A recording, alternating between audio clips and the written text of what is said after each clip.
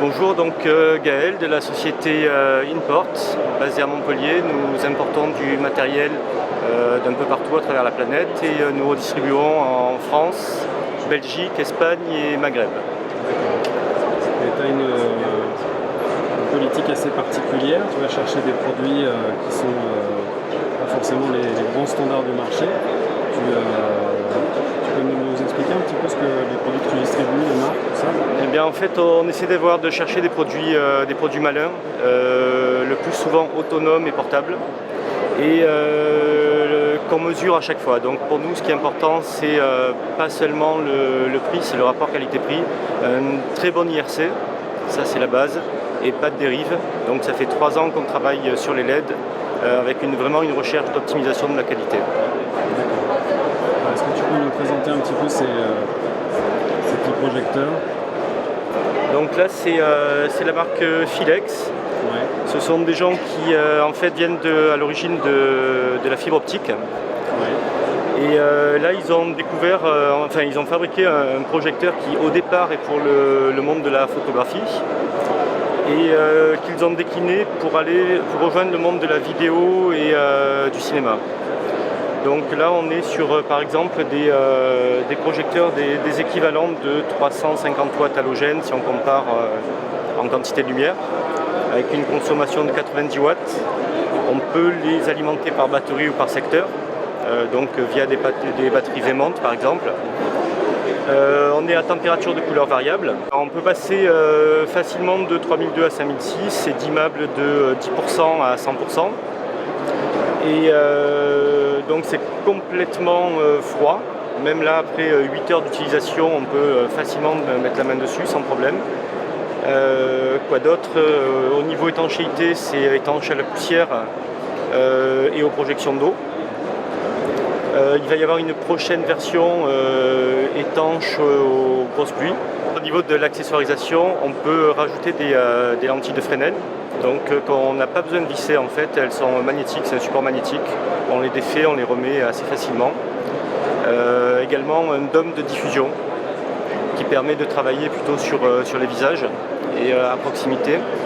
Et un accessoire de type boîte à lumière. Donc là, le moniteur Ridge en fait est un moniteur 20 pouces transportable en valise. La particularité, c'est que tout est escamotable. Il est monté sur vérin hydraulique, aussi bien pour l'électronique qui est déportée que pour la dalle elle-même. Un pare-soleil qui va jusqu'à 60 cm de long, donc vraiment là, dans des conditions extrêmes de soleil, de forte luminosité, on peut continuer à visualiser en équipe. C'est une version avec aussi au vectorscope. On a tous les types de signaux dont on a besoin en principe sur les tournages, c'est-à-dire composite, SDI, HDSDI, HDMI, VGA et TOLI. Donc là, c'est plutôt une marque qui va travailler essentiellement sur le DSLR et la petite caméra, qui s'appelle Lampart. Des produits très très bien finis, fabriqués à partir de machines CNC. Donc là, ils vont être très spécialisés sur tout ce qui est follow focus et accessoirisation de follow focus, tout ce qui est crosse, épaulière et poignée de support. Également une partie batterie longue durée et batterie pinch qui permet sur un DSLR d'alimenter tout ce qui est disque dur et enregistreur externe. C'est cool qui est modulaire. Voilà. Donc là, après, on l'accessoirise un petit peu comme on veut. Moi, ce que j'aime bien, c'est cette partie-là qui s'incline en fonction de notre ergonomie, en fonction de l'ergonomie de l'épaule. On a un petit accessoire qui permet ici de déporter en fait, si on veut se retrouver avec le viseur devant le visage. Voilà, et éventuellement d'adapter la hauteur. C'est universel, hein, c'est du 15 mm, donc on peut le mettre sur tout type d'épaulière existante. Slide Camera en fait est un fabricant polonais qui fabrique des produits de très très grande qualité, usinés de façon fantastique. Les finitions, il y a beaucoup de soins apportés.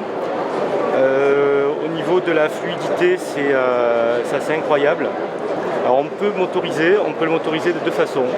Soit un moteur qui est plus dédié à la vidéo, qui est très silencieux, et qui va que l'on peut mettre en loop ou utiliser pour gérer des timelapses légers. Ou alors un moteur dit moteur pas à pas, qui fait plus de bruit, mais qui va gérer des appareils beaucoup plus lourds et des timelapses allant jusqu'à une semaine si on veut.